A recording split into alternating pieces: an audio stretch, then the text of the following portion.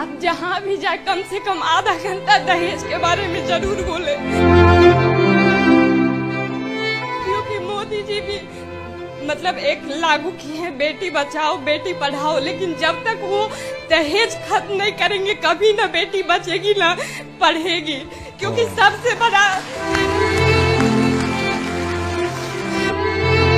Mummy papa पढ़ाते हैं लेकिन हमेशा मतलब बोलते हैं जल्दी जॉब करो जल्दी जॉब करो, पढ़ाई मतलब इतना पैसा खर्च कर रहे हैं, हमको दहेज देना ये देना वो देना। तो मैं चाहती हूँ कि आपका हर कथा में कम से कम आधा घंटा सबको दहेज के बारे में जरूर बताया जाए। कि हम देखते हैं कि हमारे हिंदुस्तान के कल्चर में आमतौर पे किसी की शादी होती है जब, तो अक्सर औरत मर्द को दहेज देती है, उसे कहते हैं डाउरी, डाउरी देती है आमतौर पे। और इस्लाम में उल्टा है। इस्लाम में अल्लाह ताला फरमाते हैं सूरह निसा में सूरह नंबर 4 आयत नंबर 4 में कि जब भी आप शादी करो तो अपनी होने वाले बीवी को एक गिफ्ट दो, तोहफा दो। हम जिसे कहते हैं मेहर। मेहर निकाह होने के लिए फर्ज है। हमारे इस देश में आमतौर पे उल्टा होता है कि वो औरत होने वाले मर्द को दहेज देती है, और मार्केट के ऊपर डिपेंड होता है। अगर वो डॉक्टर है तो मांगेगा 1 करोड़ रुपया या 10 लाख, डिपेंड कौन से इलाके से आता है। इंजीनियर है तो 5 लाख, ग्रेजुएट है तो 1 लाख, जैसे भेड़ बकरियों का बिकते हैं। और अफसोस की बात है कई मुसलमान भी इसको अमल करते हैं, बिल्कुल गलत है। इस्लाम में दहेज लेना औरत से जबरदस्ती बिल्कुल हराम है। उल्टा होने वाले शोहर को महर देना चाहिए और अपने बराबर का महर देना चाहिए। लेकिन अफसोस की बात है कि दहेज लेना छोड़िए, अगर हिंट भी देना, दहेज को हिंट देना कि मेरा बेटा मर्सिडीज कार में घूमना चाहता है, हिंट दे रहे कि उसको दहेज में मर्सिडीज कार चाहिए।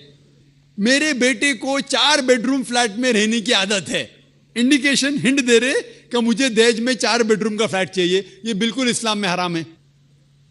जबरदस्ती मांगना, अगर खुशी से, अगर उस लड़की के वालिदैन कुछ देना चाहते तो आप ले सकते खुशी से, जबरदस्ती आप ले नहीं सकते ना। आप उसको हिंट दे सकते कि मुझे फ्लैट दो या पैसा दो। इस्लाम में उल्टा है। इस्लाम में औरत को महर मिलता है शादी में, और महर निकाह होने के लिए फर्ज है। और महर ये खुद औरत भी तय कर सकती है कि मैं तुमसे शादी करूंगी जब तक आप मुझे 1 लाख रुपया नहीं देंगे। वो अलग बात है कि वो गरीब शौहर है, गरीब आदमी बोलेगा मैं 1 लाख नहीं है, आप कोई दूसरे मर्द को ढूंढो, मैं दूसरी लड़की को ढूंढूंगा, ये भी जायज है। तो वो लड़की दूसरे शौहर को ढूंढेंगी, ठीक है ना। लेकिन वो कह सकती मुझे 1 लाख चाहिए, 5 लाख चाहिए, 10 लाख चाहिए, कुछ भी कह सकती है। अगर शौहर के पास कुव्वत है वो देगा, नहीं कुव्वत है तो नहीं देगा। इसीलिए अरब ममालिक में लड़की लोग इतना डिमांड करते हैं कि उनको अरब खवातीन से शादी करना मुश्किल पड़ जाता है, क्योंकि वो जानते हैं अपने हुकूक को।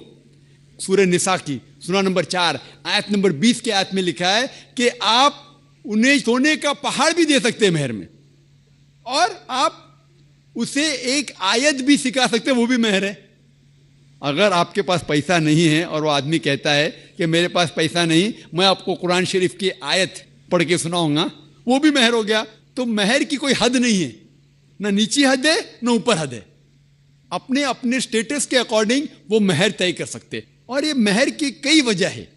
एक वजह है कि मिसाल के तौर पे उस लड़की के वालिदैन ने उसकी परवरिश की, उसे ग्रेजुएट बनाया, तालीम के ऊपर खर्चा किया, तो मेहर मिलने के बाद उस औरत की वो अपनी जायदाद हो जाती है।